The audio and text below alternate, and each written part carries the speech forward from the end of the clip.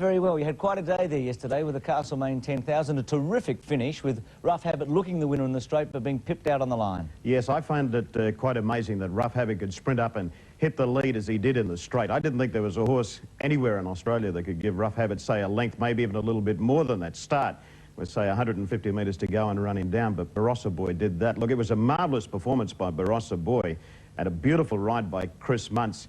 A very intelligent ride by Muntz because he jumped him out of the gates. He got a lovely trail just off the speed and then a real splash of daring in the home straight when he had to go for a needle eye opening. Now, I don't know if you've had the opportunity to have a look at the head-on footage in the straight or not, but there couldn't have been a great deal of room there when Chris first put Barossa Boy's head into that gap, but eventually the gap came.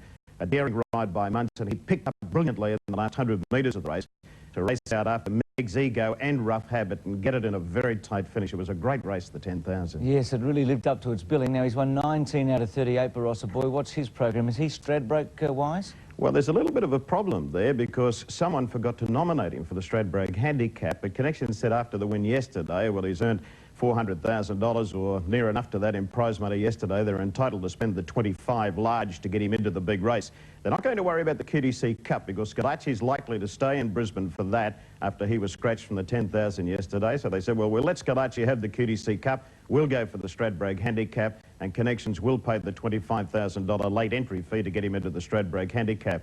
Bruce, there was an interesting comment made by Connections yesterday after the 10,000 that Barossa Boy had finished second in his previous 4 Group 1 races, and a lot of people doubted whether he had the courage or the determination to win a Group 1 race. Well, he deserved the win yesterday, he got it, and he showed great determination at the end to cut down Rough Habit and Meg's Ego to win it. He sure did. Let's go to your call, Wayne, of a terrific finish, the Castlemaine 10,000. By gee, this is a big battle as they come down the side. Magic Dealer's just in front. While Overnighter's having a crack at him on the outside. Bounder Players moved up and so is Sonic Express. 4 of them stretched across the track as they run to the corner. Barossa Boy is a length and a half away, 5th, followed by Gilded Queen. Rough Habit starting to go forward now. He's midfield about 4 deep as they straighten up. 400 metres to go in the 10,000. Bounder Play loomed up on the outside of Sonic Express. While Overnighter's still there, Gilded Queen. Rough Habit hooked to the extreme outside. Kinjitay's not getting a lot of room. Friends Venture and now Barossa Boy. Barossa Boy is bursting through, but look at the Kiwi go. Rough Habit, the king of the Kiwis. He's loomed up on the outside to hit the lead. Barossa Boy is chasing him now. Barossa Boy grabbed Rough Habit. They hit it, and Barossa Boy's got up to win the 10,000. He beat Rough Habit. Meg's Ego 3rd.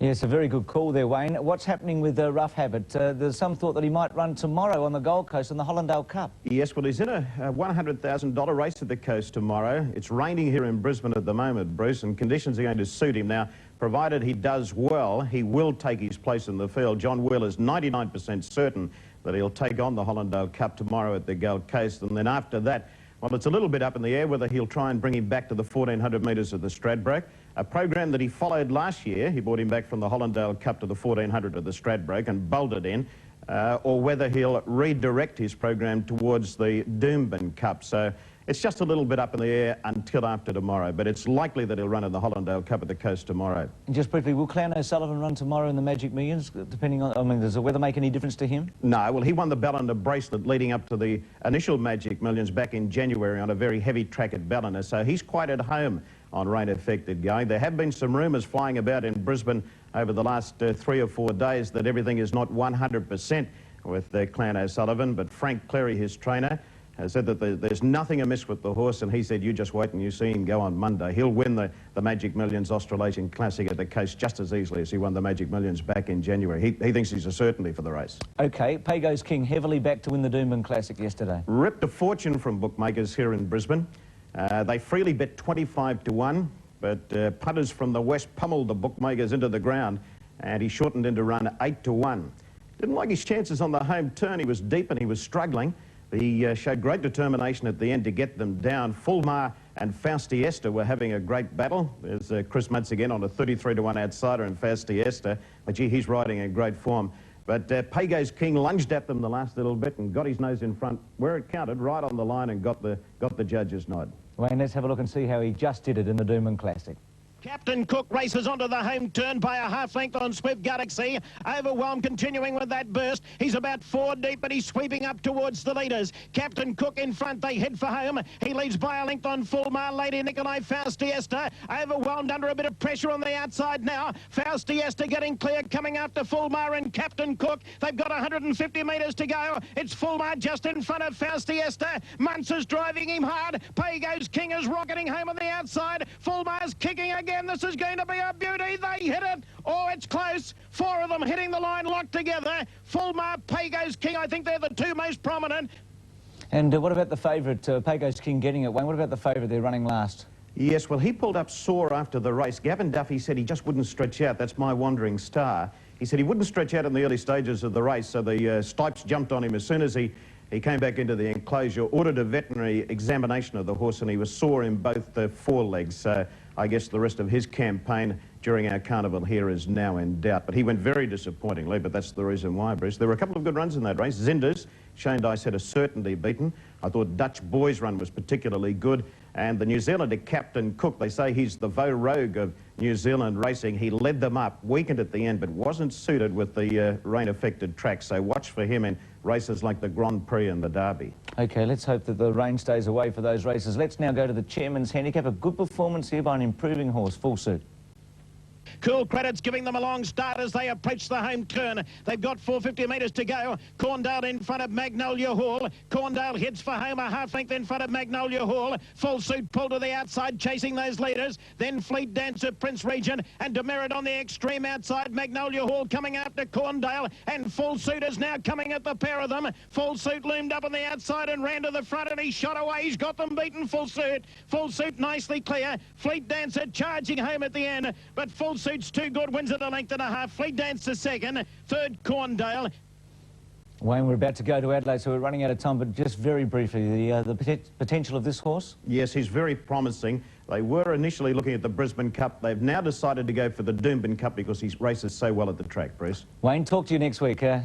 Great catching up with you today, and thanks for that. Thank you, Bruce. Wayne Wilson in Brisbane. Let's now go to John Casey in Adelaide because there was a very big meeting there yesterday. Good morning, John. How are you? Great, thanks, Bruce. How are you? I'm very well. Hugh Clays yesterday got out to terrific odds in the Goodwood Handicap, 10-1. He's got a marvellous record in Adelaide, having won 2 races last year and maintained his unbeaten run. It was an impressive performance. Extraordinary, actually, Bruce. Just talking about the odds, the bookmakers aren't generally generous people, but 10-1 about a horse who last start started odds on to beat Scalacci. To me, it was just too good not to take up, and I'm afraid I did get on you, Clays. I thought it was a tremendous performance. He got to the lead inside the first furlong, and they never saw him after that. He ran 1:11, which on the track, which was rated slow yesterday, was extraordinary for me.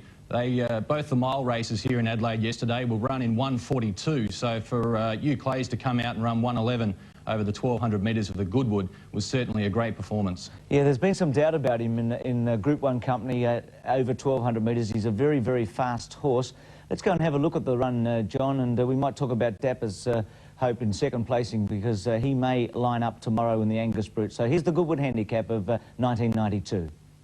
There's a real crowding. Cogitate just off the main body, and then came Scornsome going deep. Further back, Milady's Duel with Star On, followed by Street Raffin, who's made up a lot of ground. Solemn Oath, Beau George and Cheval Cavalier getting up on their inside, and 4 or 5 Arc Regal, but Hugh Clays at the 600, dashed away 2 in front and is going deliberately deep. Dapper's Hope nearer its insiders after it, then Zephyrat Bar Flyer. Over on the inside, Cogitate, Scornsome the rail, wider out on the track, wrap around, and they were followed by Pug for Me, Street Ruffian, T-Habit. Dapper's Hope after Hugh Clays in the running at the 200. They're clear of Cogitate working home the inside. It's Dapper's Hope coming out after Hugh Clays, but I'll tell you something, the top weight is finding heaps. Hugh Clays is racing away from them. Jeff and Beryl White, will they celebrate at the Hyatt Regency tonight? Thank you. Hugh Clays has bolted him with the Goodwood. 3 lengths to Dapper's Hope, third Cogitate.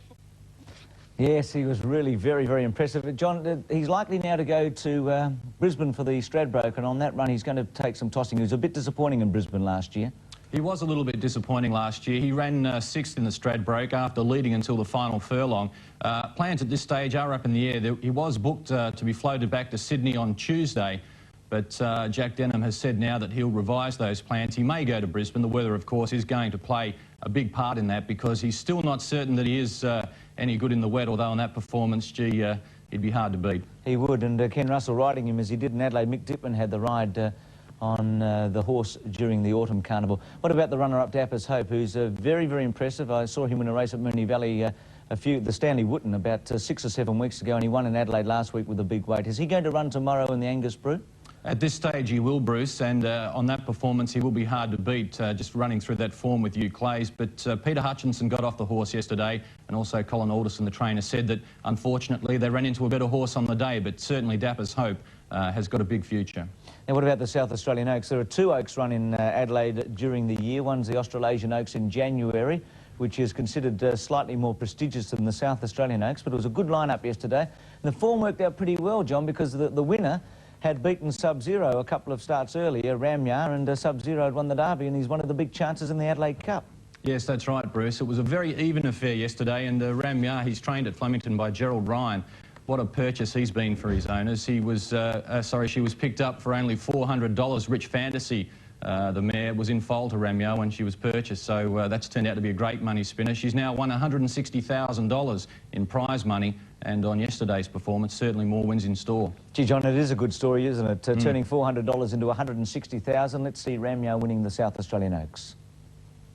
At the 600, Aura by a length, Diamond Bases, Flat Chat, India's Dream runs on out of the pack, and so does Regal Sea. And taking the shortcut is Talato True. Saturday's winner, Talato True, swept through nearer the inside to go after Aura. Ramyar in 3rd spot, then Regal Sea, then India's Dream Flat. They were followed out wider by Viva La Fun. Aura the leader, Ramyar comes out at Talato True was next, and down the outside, Viva La Fun and Regal Sea run on. It's Ramyar in front, Viva La Fun is cutting it down, and then Regal Sea, Ramyar still the leader. Viva La Fun on the outside is coming very hard, but Ramyar in front in a slugging go, and it sizzles to the line. Ramyar wins the South Australia Sizzler Oaks by 3/4 and got there nicely from Viva La Fun, Aura. Craig Dinn, the winning jockey. John, any excuses for the Bart Cummings-trained India's Dream? She seems to have been a bit disappointing. Yes, I'd be inclined to agree with that, Bruce. I really, on that run, couldn't find anything to suggest that, you know, I thought she had a chance to win that race, and unfortunately, she wasn't good enough. What about Kingston Spirit, who won the Size Produce for Bart Cummings, the 2-year-old filly? Was she impressive yesterday? She started 14 to 10 or 11 to 8 favourite. Yeah, I thought so, Bruce. To me, the race didn't actually stand up as one of the better races on the program when you consider that it is quite a very good race here in South Australia. The form of some of the runners wasn't that good, but I thought that, you know, that the performance wasn't all that good.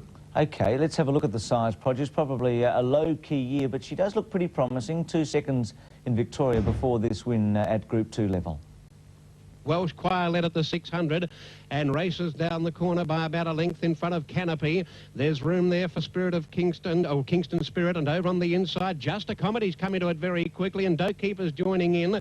Ridden up on the inside, Take the Stage, but into the straight, Canopy went through in the centre. Joins the other one on the outside, and that's Welsh Choir. Back in behind those, Kingston Spirit trying to get to them. Still there is Doe Keep, Just a Comedy, and wider out on the track was Scarlet Intent. Welsh Choir the leader, but here comes the filly now, Kingston Spirit. Greg Child said, go girlie. Kingston Spirit raced to the lead. Doe Keeper's coming after her. She's drifting towards the outside, but she's clear the favourite. Kingston Spirit won it by a length or a length and a quarter to Doe Keep. Third man, Rebo. A patchy race it ran, but... Well, raced in the same interest as Reva Diva, the Blue Diamond winner, so the Haynes family have something to work on in the spring. John, we've got the Adelaide Cup market for tomorrow. London Bridge and Runaway Groom are the equal favourites in front of Sub-Zero. What are your thoughts here? It's 28 to 10. That's 11 to 4 in Victoria and other states, New South Wales, Queensland. London Bridge Runaway Groom with Sub-Zero at 5 to 1. Well, I was able to get to a couple of informed sources yesterday and have a chat about the Adelaide Cup. The people I'm talking about are Bart Cummings and John Letts, who, of course, has a great record here in Adelaide. But they both seem to think that London Bridge was the one to beat. Under the weight for age scale, he comes in fairly well. He's, you know, 4.5 kilograms underweight for age in the race, London Bridge. And Bart seems to think that he'll have the edge on the 3-year-olds. Sub-Zero, who won the Derby here, is only 0.5 kilogram underweight for age. And Dark Czar is 1.5 under, which makes it a little bit better for him. But Bart is very keen. He thinks London Bridge can win. So does Johnny Letts. Lee Freedman, though, still thinks Sub-Zero can win the Derby and the Adelaide Cup double. It should be a great race. The West End Stakes, the traditional lead-up to the event, was held last week, and it was a fantastic finish. The top four all within a length of one another. Runaway Groom won that race. London Bridge was third. So it should be... I expect that the finish is going to be very tight again, but I have a leaning toward London Bridge. OK, we'll check to see what sort of a judge you are, and we'll have a wrap of the Adelaide Cup next week. Thanks for that, John. Thanks very much, Bruce. Just before we go, it might be worth mentioning here, the news is that Bart Cummings has nominated Let's Elope for the Arc de Triomphe in Paris on October the 4th. He's in Adelaide at the moment, just spelling after that injury, but he's been nominated for the Arc de Triomphe. She hasn't, so that'll be interesting to see if she actually goes. You've always been able to tell the difference between a boy and a girl, Case, don't worry. I know. Thanks, John. No problem. Well, that's big news. She's injured at the moment, but would be something if she could go to Longchamp for that race. We take a break.